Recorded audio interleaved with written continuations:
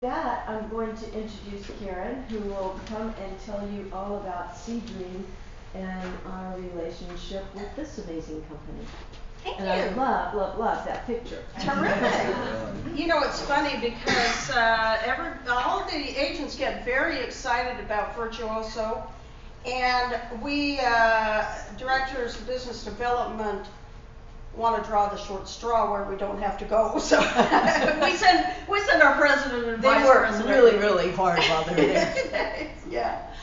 Okay, as you mentioned, thank you so much. I love this group. I've worked with them for years and years, which shows how old we all are, right? But let me just start out by telling you, this morning, I told my sister that I thought she painted her eyebrows too high. And she looked surprised. Okay, I'm not Took a while. I'm not going to make it to this as a comedian, so. yes, I'm not. Anyway, I'm actually going to tell you a story about, and I think it's important because I think it can resonate with people here, and it kind of will give you a little picture of why I absolutely am so passionate about this. My father grew up in a very refined home. He went all over the world getting his education, and he loved music, he loved art, he loved great food, he loved anything that was refined, he loved. And he ended up being a college professor, and as soon as he was a college professor, his luxury travel kind of came to a screeching halt. And I'll never forget the first trip I ever took with him. I was maybe 5 years old. And we went to Phoenix, and we were probably at a Holiday Inn. I'm thinking we were probably at a Holiday Inn right next to a meat packing plant. And I still remember, to this day, that wretched smell. And, the way memories works, it's so bizarre because I smell that smell anywhere today. And I think of that wonderful trip with my dad. I don't think, boy, that's a wretched smell. I think that's a wonderful, not a wonderful smell, but I remember wonderful things about my father. Nobody was surprised with that, with my father's love of travel. He says, travel any way you can, anyhow you can. It makes you more empathetic, it makes you more interesting, and it will give you memories that you're going to depend on. And so when I went to work for SeaDream, I was thrilled to be able to take my mom and dad on for a Thanksgiving cruise. And when he walked on, it was almost like his refined life had finally found a home. And he was so at home there. He loved the food. He loved the service. He loved being there with his children. He loved that the crew really kind of doted on him. And about 6 weeks later, we were back home, of course, and I got a call that my father had fallen. And so I went to the hospital, and he's sitting up in bed looking just as fine as day. And they had just delivered his lunch, and they took off the top, and he's going, oh, isn't the food marvelous on SeaDream? And then they gave him a little slushy drink so he wouldn't choke, and he sips it, and he goes, oh, this is a marvelous daiquiri. Now, my dad didn't drink, so this was really strange to us, but he was drinking a daiquiri. And he was asking, well, where is the room steward, meaning his nurse? And on my way out, it was getting late, and I said, I'm going to go now, Dad. And he says, where are we going to be? What port are we going into? And I hesitated for a moment, and I went over and said, Dad, we're going to St. Bart's. He says, oh, I love St. Bart's. It's one of my favorite places on earth. Well, that night, I got a call that he passed away. And, it's not that bad, because my dad passed away on SeaDream with his family being doted on, going to one of his favorite ports. And one of the things that more recently, he's been gone 12 years or so now, but one of the things that we recently did on his gravestone was write this. Once you have traveled, the voyage never ends, but is played out over and over again in the quietest chambers. The mind can never break off from the journey. And I think that that's so true for anybody who travels.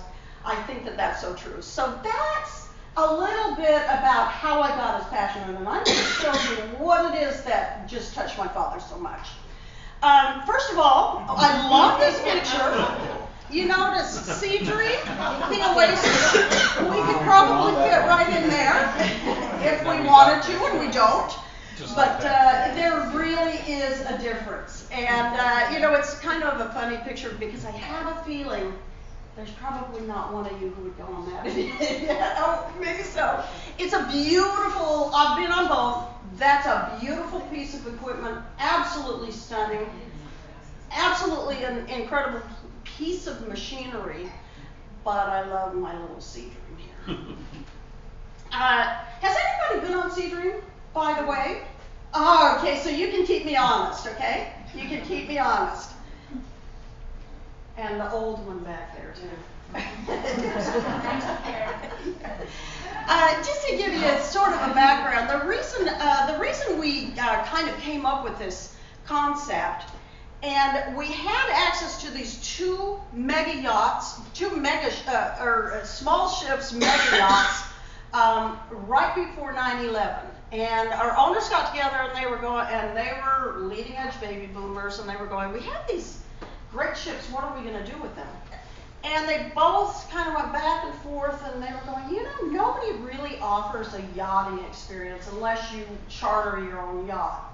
Let's take everything we can out of that feels like cruising, and let's add everything back that feels like yachting. So you won't find a line, you won't find a queue, you won't find any waiting. We hold 112 passengers, and we have just about that many crew on board. If everybody showed up for dining at one time, we could not only seat, but we could serve them at one time as well. So it's really a hybrid. It's more like a yacht that has been made from a small ship. So does that make sense?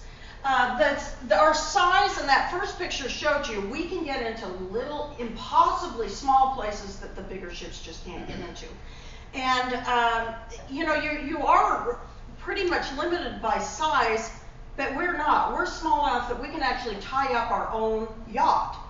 And sometimes in cases of inclement weather and that type of thing, if we have to move to the leeward side of the island, we can do that. We have that flexibility. Keep in mind also, we usually use yachting ports, which are in nice parts of town. Shipping ports are usually always in really bad parts of town. So there are some definite advantages. We do, as I mentioned, we have what we call our signature service. We have an amazing crew to passenger ratio. It's they know what you want before you know what you want.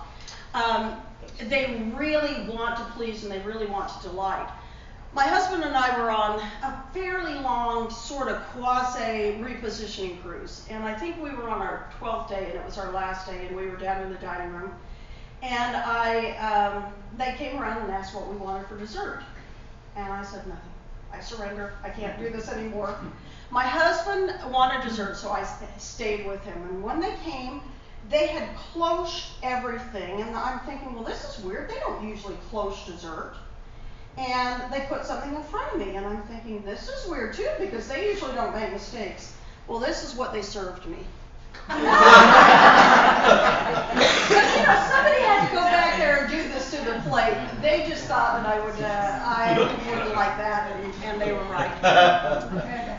When you walk on, and this is what I love about this, is there are two things. There are a couple of standards that we have.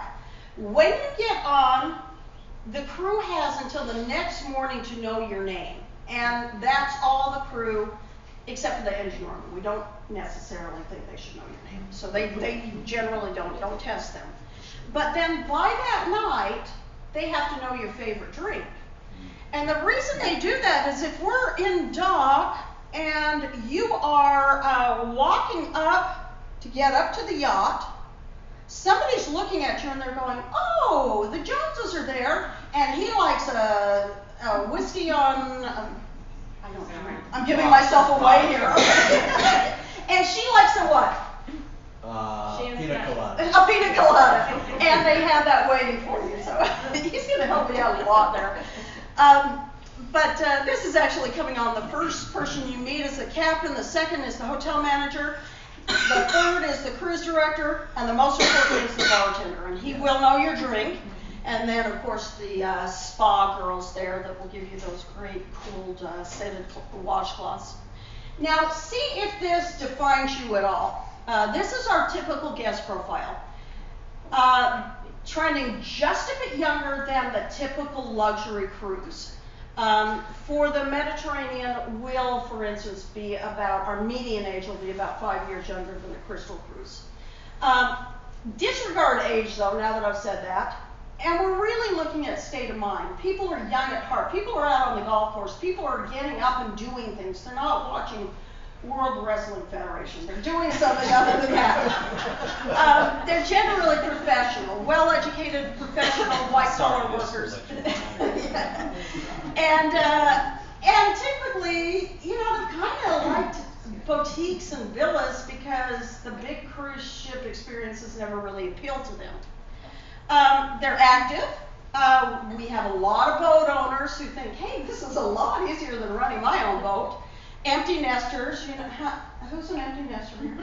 Isn't it wonderful when we got that big raise when our kids finished college? I loved it. I didn't know what to do with myself.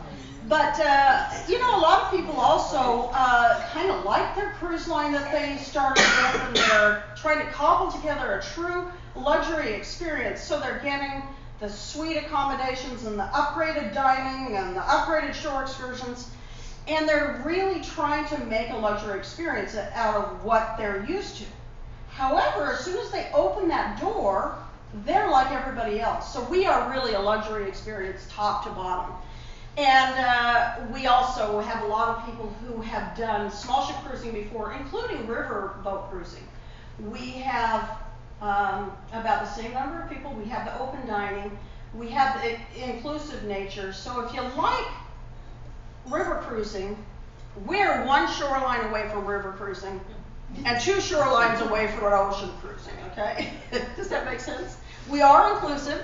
All accommodations are ocean view. Gourmet meals, incidentally, Gourmet magazine, until we went out of business about 5 years ago, rated us best meals in the industry for years and years and years. We have included our wine sport with lunch and dinner, but we also have an open bar. So if you want wine for breakfast, have at it. Or I guess we do screwdrivers for breakfast, right? Jack Daniels. Okay. 5 o'clock somewhere. That's right, that's right. We include the gratuities, and there is no mechanism to tip beyond what you've already prepaid. We don't make elusive hints towards it. There are no envelopes. You have paid for everything. We also include, back here we have a sports platform that comes out and all the high-tech water toys. We'll talk about them in a minute. We have mountain bikes. We have a fitness center, golf simulator, and a beautiful library as well. I mentioned our food a minute ago, and this is killing some of you because you're waiting to go to dinner. But one thing about our meals that are different than most other cruise lines is we do it to your order. We're like a restaurant where we don't cook anything until you order it. So, and we can either dine topside, which everybody chooses to do because we go to gorgeous places and you can't beat your dining room wall there. We also have a raw vegan living foods menu, and you can have that for breakfast, and when you're hungry 15 minutes later, you can have cake. That's all I know about the living foods. With bacon. Yeah, exactly. And we also cater to really any kind of diet because we're making it exclusively for you. One of our signature things that we have is a champagne and caviar splash. This is where generally the captain walks out in full uniform into the water and gives you fine champagne and excellent caviar and all the accoutrements. And it's just kind of the high point. We generally use Joost van Dyke or Fisher Island now to do that. And it's in conjunction with our beach barbecue. And it's really kind of the highlight of the cruise. Now, how many of you have enjoyed a Mediterranean beach? Well, you haven't frolicked on the Mediterranean beach because your feet would break.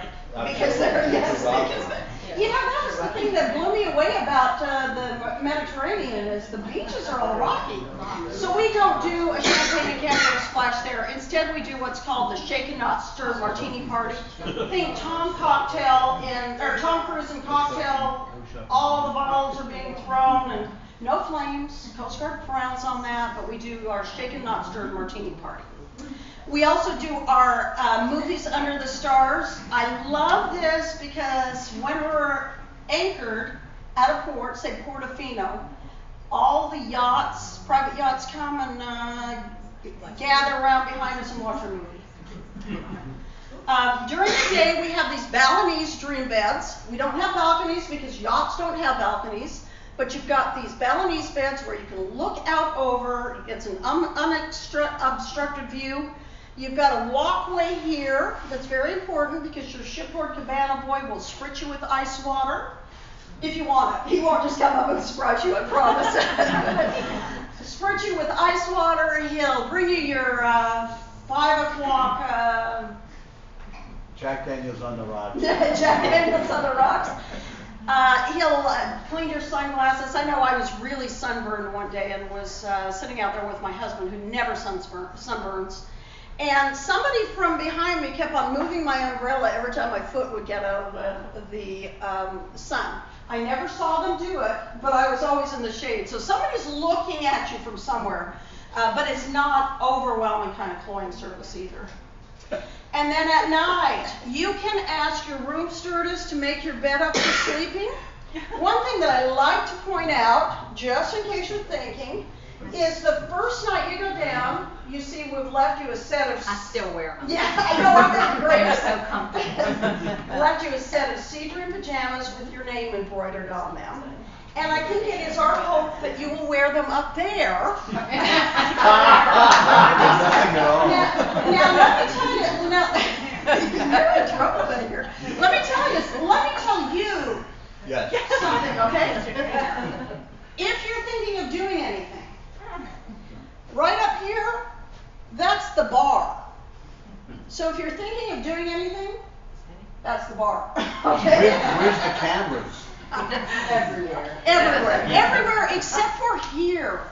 We do have an area where we'll quarter off. If you want it, nobody will disturb you, and it's private. You just let us know beforehand that you want that. We also do what's called shoreside casuals, and these are complimentary expeditions that we do with generally officers on the yacht. For instance, I've done truffle hunting with the hounds with the chef. We've done a cheese tasting in Saint-Tropez with the chef. I have gone snorkeling, and everybody has snorkeling equipment, but I've gone snorkeling in Anegada with the captain over a shallow shipwreck. And so these are experiences that we do include. If you'd like something beyond that, like a cooking class in Tuscany or that type of thing, we do have our yachting land adventures. They're going to be small groups, they're culture focused, swimming with the dolphins or cooking in Tuscany, or the action and adventure, so helicoptering and that type of thing. But it's going to be a bragging experience. It's going to be something that you can come home and tell everybody about. Our staterooms are basically all the same unless you go into one of our larger suites. They all have ocean views. They all have refrigerators stocked however you want them stocked until you tell us how you want them stocked. So they're generically stocked. You tell us how you want them stocked. Flat screen TVs, CD players, iPod. Who has an iPod these days? A docking station, a safe. We have stationery with your name on it. We have Bulgari bath amenities. Sweep them into your suitcase. Every day they replenish them, and you'll have Bulgari for the year. That's mine. And we do have Wi-Fi and internet service. There is a charge of $99 per week for that. This is your typical stateroom. You've got your bedroom towards the window. You've got a makeup table. You've got the sofa, the coffee table. You've got a full desk. We bring in ice twice a day.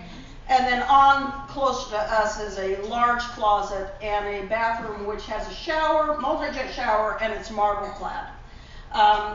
If you want something a little bit bigger, we have 16 of those cabins that you just saw where we have the ability to take out the wall and store the wall and make it into a 2-room suite. So 2 bathrooms, 2 TV remote controls, 2 of everything.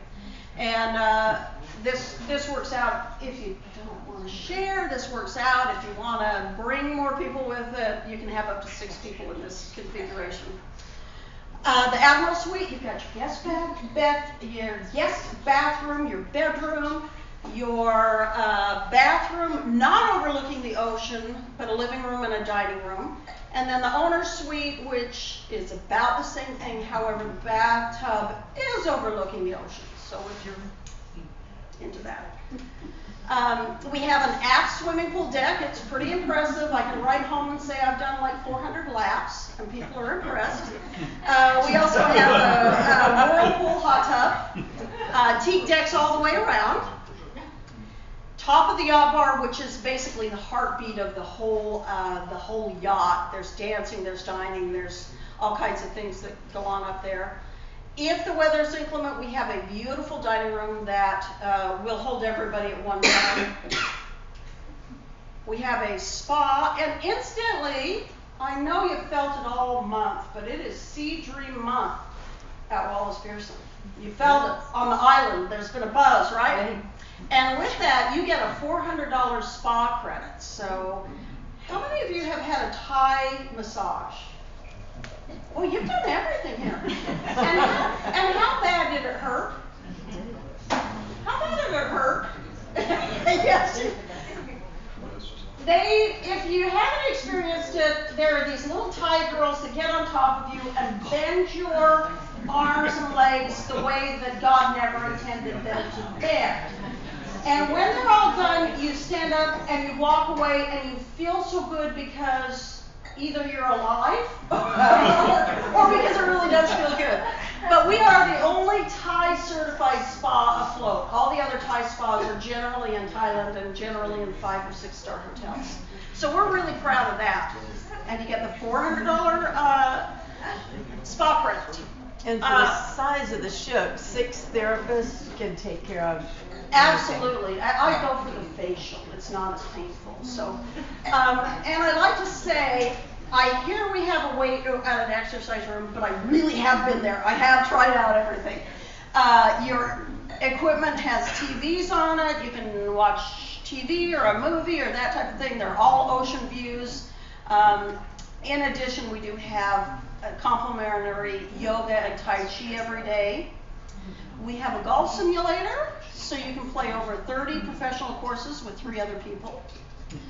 And really, we're more concierge, so you can be as active or relaxed as you want to be. It's all about you tell us what to do. We're not going to tell you what to do, you tell us what to do. And we can help you do just about anything that you want to do. I talked about the water sports platform, and we have wave runners and kayaks and sailboats, stand-up paddleboards. That's tough. Banana boats, water skiing, all of that's included, and of course everybody gets snorkel equipment, which surprisingly is just as fun in the Mediterranean as it is in the Caribbean. We also have the mountain bikes. All of our captains are mountain bikers, so they generally lead the excursions. Or you can take a bike out on your own. I think I have time to tell you maybe one more story, but my husband and I were in Antibes, and Antibes is a wall city right on the Mediterranean, right on the French Riviera. And before we arrived, the cruise director was saying, this is the place, if you haven't done biking, this is the place to do it. It's safe, it's smooth, you ride up on the rampart, so you've got beautiful sweeping views, and anybody who wants to should do it. So my husband and I were going, we haven't ridden bikes in 30 years, let's do it.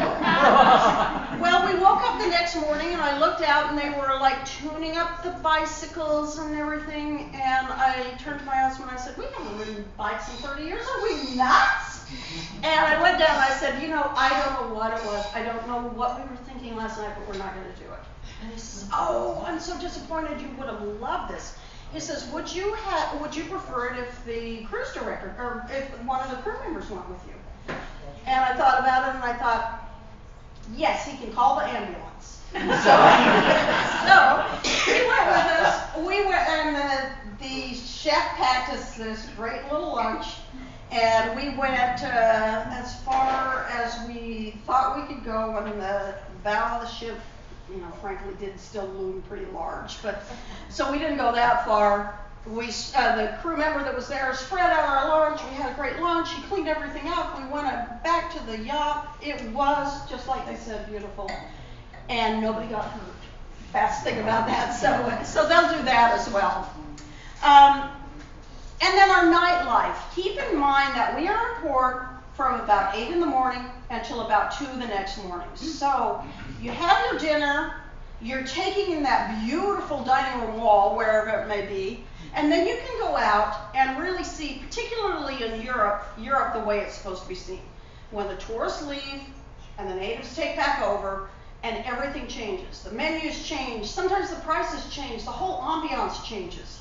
And it breaks my heart when I see people who leave, say, Monte Carlo. I see these ships trudging out at 4 o'clock in the afternoon from Monte Carlo.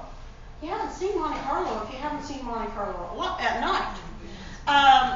But you can also, as I said, sleep under the stars, do a movie, and mostly socialize with like-minded people. And that's one thing that we find is our guests are fascinating, and they are all pretty well like-minded.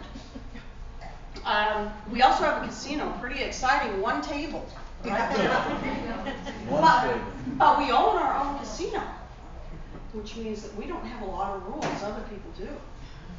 So I've seen my husband lose a lot of money there. We also have a piano bar and music topside. We do the Caribbean, so we do Eastern Caribbean, and then we do Southern Caribbean. So one yacht is Eastern and one yacht is Southern. We start in about November, and I'm going to talk to you about what I'm calling a little slice of heaven. Now, I know you guys think this is the slice of heaven, but you have to share it with the Caribbean because it's pretty nice there too. And this is December 25th through December 2nd this year, and we're hoping if enough people are interested, Angela and Eric will go. I could start something really. Yes. Angela and Eric want to join us on this, and I love this because this is a great Christmas shopping cruise. It's after Thanksgiving and it's before Christmas, and I generally like to do this because I can get all my shopping done. And this morning I worked on a brilliant piece that tells you what to get in every port. And the composer of that brilliant piece left it on her desk. So I will make sure you get it and you can get it out to anyone. Let me just show you kind of some postcards from this particular cruise. Is of course St. Martin. This is what everybody wants to see in St. Martin is those planes flying over. However, I can actually beat this. This is the famous one. I can do it better. But there are markets. One side is French, one side is Dutch. But it's a great place to start your voyage. And then we go to Sandy Ground, Anguilla, and there's actually quite a bit to do in Anguilla. We, in particular, love doing our water sports right about here. There's another kind of lagoon right on behind here, but you can go off and kind of, you can go off and do, I know that Cousinard, at one time, do they still have their resort there and their cooking school? I know there's a cooking school there, but I don't know if it's Cousinard anymore. But there's just a lot of things to do. There are also old ruins of sugar mills there that are fascinating. And then we move on to St. Bart's, which is one of my favorites. It's hip, it's cool, it's very Euro feeling. They still use the euro, so be prepared for overspending on everything there. But just cute little town. Not quite as commercialized as, say, St. Martin's is. It's a little bit more quaint and cool. This is where you are going to see the most incredible planes coming in over the crest of the mountain, and it's there. It's there by the time you get to the airport. If you've ever flown in there, you don't think you're going to stop, do you? You think you're going to experience those crystal blue waters earlier than you thought. So that's St. Bart's, and we stay overnight in St. Bart's here, so you can really get a feel for the nightlife. Nevis, this is a picture of Nevis. That's the rainforest of Nevis.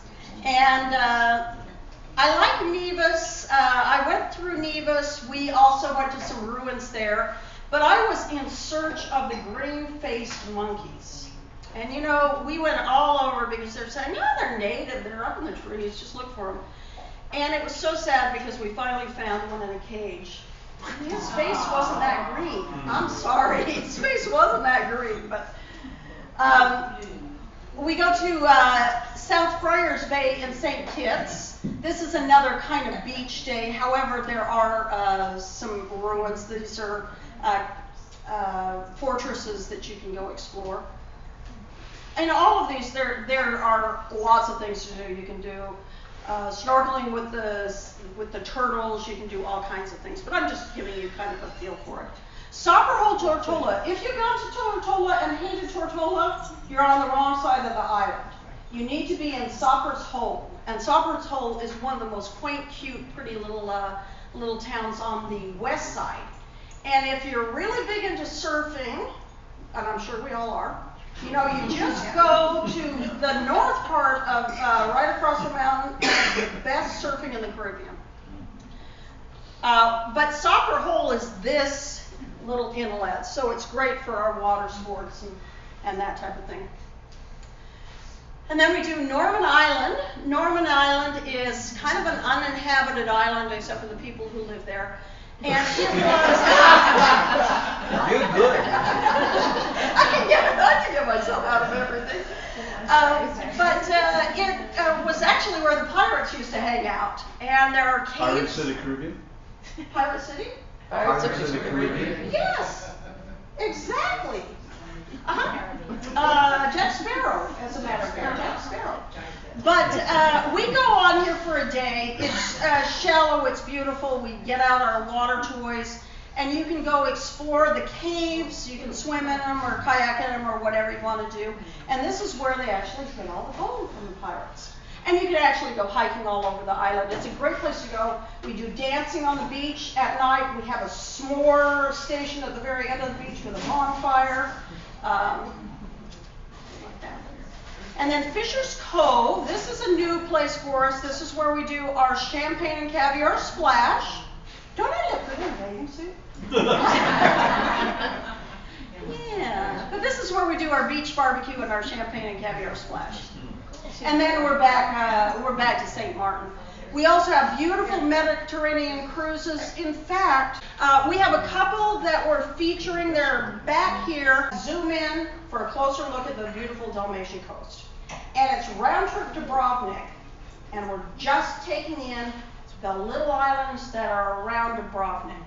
And it's really a beautiful, beautiful itinerary.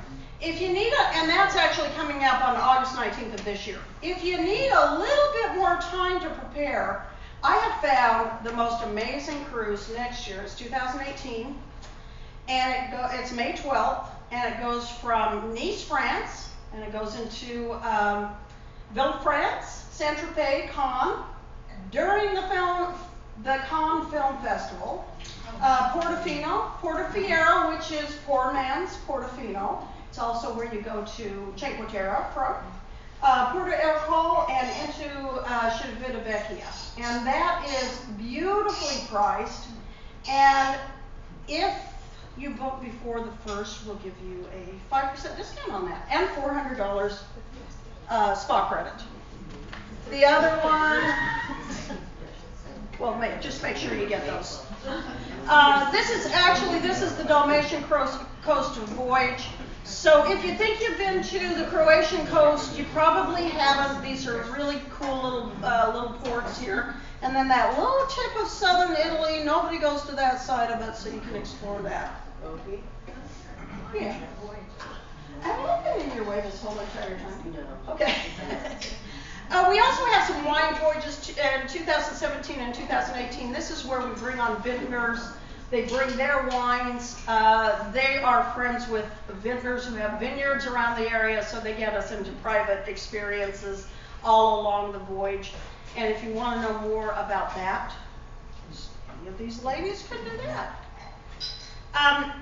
If you want more information, you can go to SeaDream.com. Keep in mind, you're not going to get the same kind of service or deals that Wallace Pierson can Forget that $400 spot. No, and the knowledge. The knowledge is just amazing.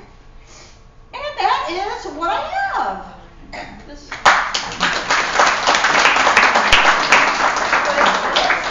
have a question about the type of waters you cruise in and, you know, if you experience a lot of turbulence. Good question.